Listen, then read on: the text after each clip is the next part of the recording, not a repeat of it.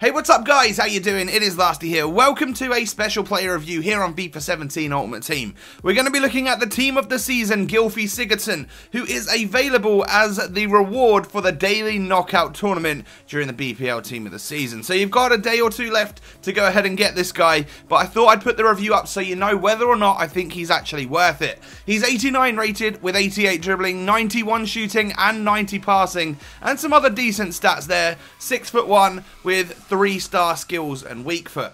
So I've got him in a couple of different teams. The first one is more of a basic Premier League side. This is going to be where Tots Sigurdsson really stands out as your main player. You know, he's in that central cam role right there. But a lot of the time you're probably going to see this guy in a slightly beefier team. Lots more special items in there, such as the FUT birthday Ogbonna, and even the team of the season Lallana, as well as the best player of the month, Heung-min Son. So he fits in nicely at that central attacking midfield spot, and we move on into his in-game stats. He's had one inform during FIFA and is now a +5 from that inform, so I was hoping for some decent stats.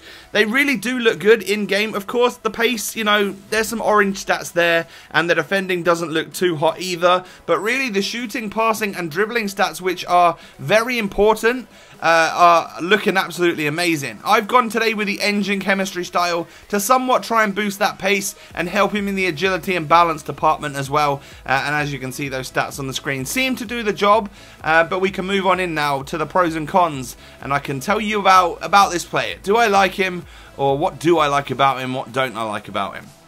We shall start with the negatives first, as always. Firstly, skills and weak foot.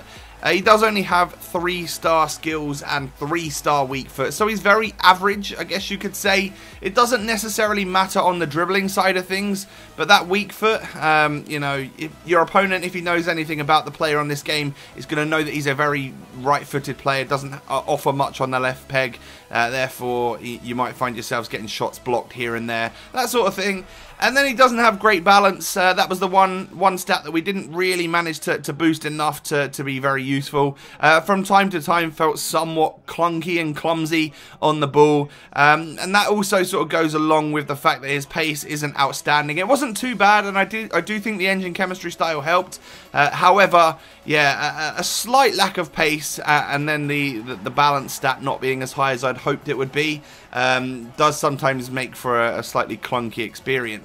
But those are the only negatives that I can think about. We move on into the positives, and the first massive pro about this guy is that he is a free item. You have to win the daily knockout tournament, and that's 4 games of FIFA. If you can win 4 games of FIFA in a row in the daily knockout tournament, you will own this item, and it won't cost you anything. He's untradeable, of course, but with that comes exclusivity. You know, some people aren't able to win this tournament, and I am normally one of those people. I obviously got quite lucky this time because I did manage to earn myself Tots Sigurdsson, and I'm very happy I did get him because he is a long shot god, and we'll get to that part about him in a second, but you'll see with all the goals that he's scoring, most of them are actually bangers. He is ridiculous at shooting from outside the box.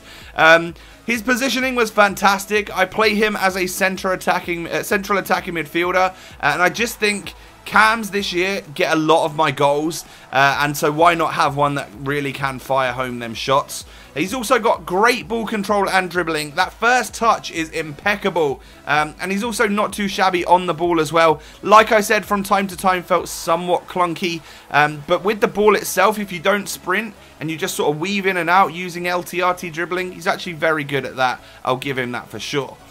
He's also got fantastic vision and passing ability, and that's exactly what you need in your central attacking midfield spot. We obviously boosted his passing somewhat with that engine chemistry style. However, I have to be honest, you know, I was taking shots as soon as I was getting the ball with this guy from outside the box.